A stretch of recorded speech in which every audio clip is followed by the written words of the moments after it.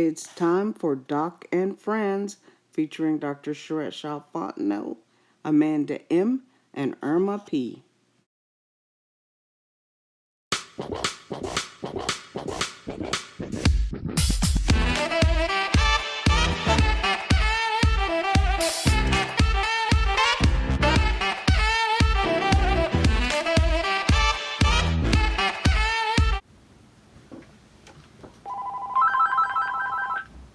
Doctor's office.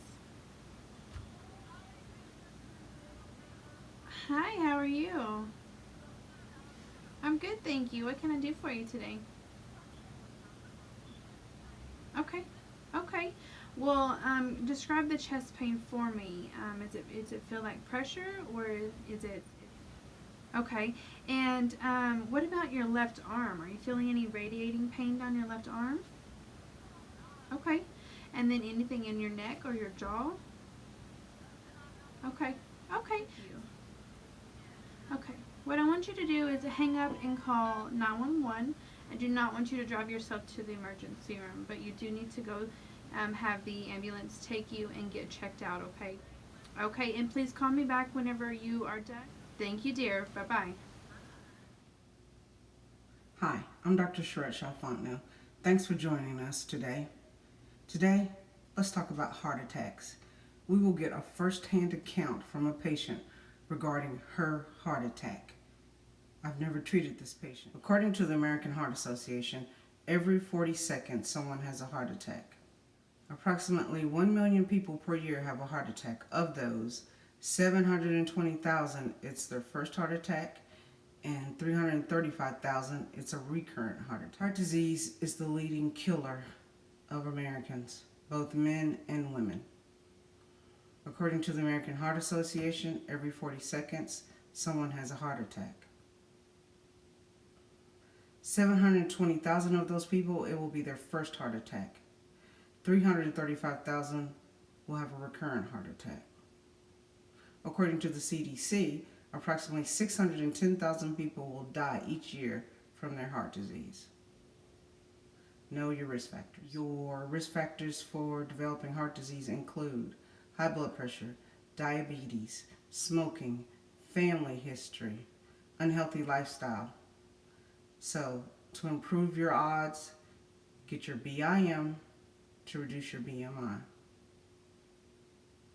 Body in motion to reduce your body mass index.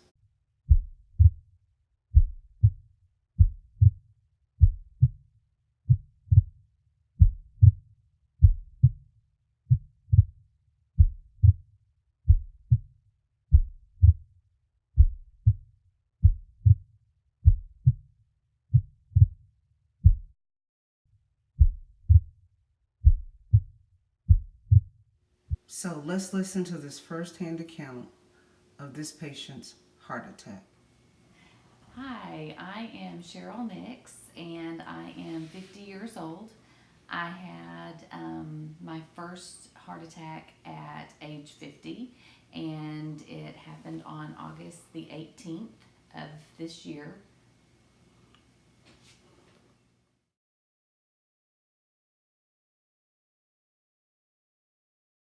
Say that again. I had been having extreme headaches, so they put me on some migraine headache medicine and Which, if you're having high blood pressures, can be an issue. yeah, I had these headaches were every single day.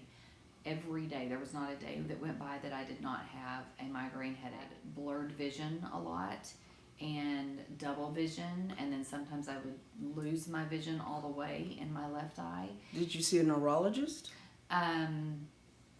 No, I went to my family physician, and I did see an ophthalmologist, and he said, you know, if it doesn't go away, we need to run further tests like the CAT scan, or I wasn't even on, well, I wasn't on blood pressure at the time.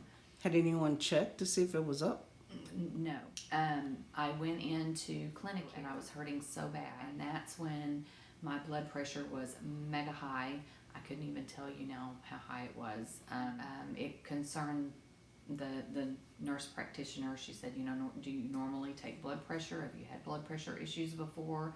No, I haven't. And she said, you need to go see your family practitioner about your blood pressure just to have it checked out. And she also told me to start monitoring it. It was, Well, if it's above a certain number and you're having symptoms like that, that is technically a hypertensive emergency. You should have gone to the ER. To the ER, yeah. Yeah, and that's what my family doctor had told me. I made an appointment with my doctor, and that's when they put me on high blood pressure medicine. And then from then on, for about a month before my heart attack, my blood pressure was constantly going up and down. I was keeping track of it. I would monitor it in the morning. I would monitor it in the middle of the afternoon, and it seemed to be the highest at nighttime. Anyway, a month later, that's when I had my heart attack. I was taking the blood pressure, plus I was taking for my head, for my Migraines?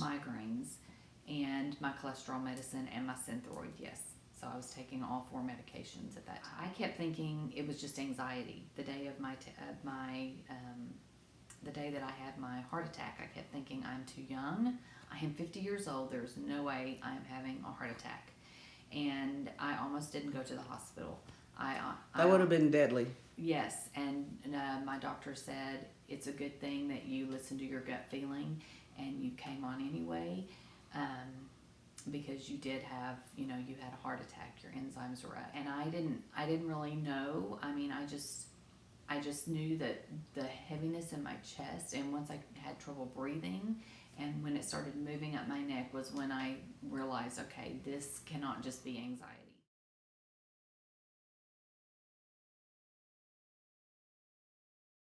Well, they But your symptoms were actually classic symptom. Anyway, I ended up having the heart attack, of course, and they kept me overnight, and then early the next morning I had another heart attack, but this time the pain was in the middle of my chest. It was almost like my chest was having spasms. Were your blood pressures up at that time?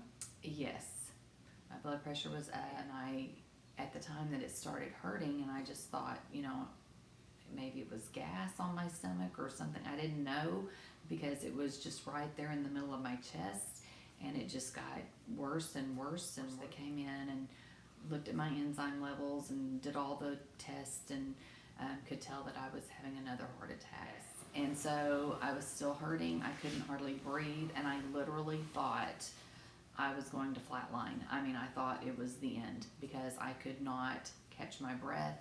I was hurting very badly, way worse than I did initially with my first heart attack. The doctor did a heart catheterization and said my arteries looked great. Everything looked fine. It was due to... So no blockages? No blockages at all. No. Just stress and anxiety. And that's when they put me in cardio rehab to help strengthen my heart and get me back to where I could gain some of my strength back, which has helped tremendously. I also experienced lots of anxiety. Yes. Yeah. And so almost everything, every little pain that I felt, or every little something that happened, I would think, oh my gosh, I'm having another heart attack. I cried a lot. There were parts of me at times that I would get very angry, and I couldn't understand, why am I crying all the time? I mean, I would just cry over just stupid stuff. I mean, somebody could tell me, Santa Claus is coming tomorrow, and I'd just be like bawling, and I didn't understand what was going on. Times where I'd be very angry, why did this happen to me? I'm only 50 years old. There's other people that are 50 years old. This has never happened to them. So I kind of went through different phases emotionally. And so they put me on some more medication. They put me on medication to help with the crying episode. People can sometimes go through emotional issues, and then the anxiety, because I was waking up all during the night with panic attacks. I was having panic attacks, waking up 6 and 7 times during the night, just having panic attacks. It definitely affected me physically, but it also affected me very much so emotionally. Learned a ton since having this heart attack. I have learned that I have to manage my stress. What about your diet? My diet, I have tried to cut down on salt. Salt is my weakness. And I've cut out all caffeine, which is really, really hard. And I drink more water, and I try to watch like fatty foods, and I've cut out the amount of chips and snacks and things that I eat. I try to eat more healthy. Sometimes I'll eat nuts, or I love fruit, so I'll eat fruits. I'll eat broccoli, and I'll eat carrots and things like that, but I try to buy the low fat, but I just don't like it. I love chocolate. I don't eat a lot of chocolate anymore, so I try to watch what I'm eating, and I try not to buy it anymore. That way my family's not eating it. What are your risk factors for having a heart attack?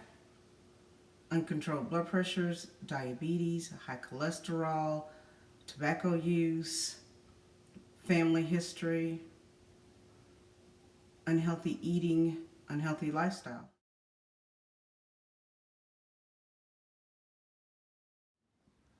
Remember to Like share. and subscribe.